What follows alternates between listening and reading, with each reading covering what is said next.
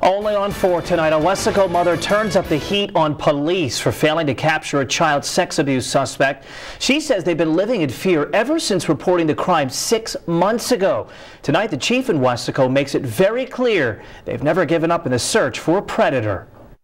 Disturbing details of forced sex games between a 62-year-old man and an 8-year-old girl whose room is still filled with Barbies. He was showing her his private part and he wanted her to touch it.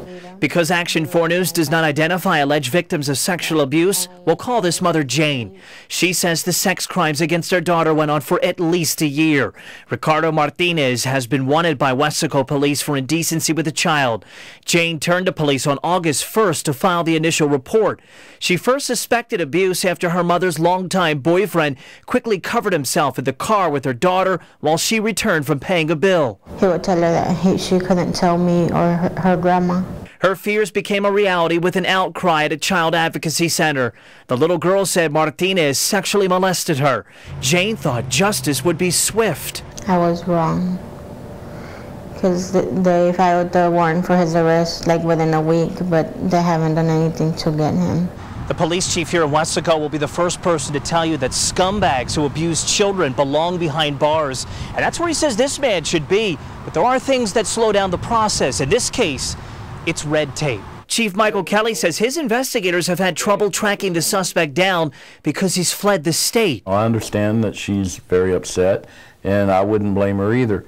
But, you know, there are limitations to how far we can actually look for people sometimes. Martinez is believed to be hiding out in Palmetto, Florida, south of Tampa.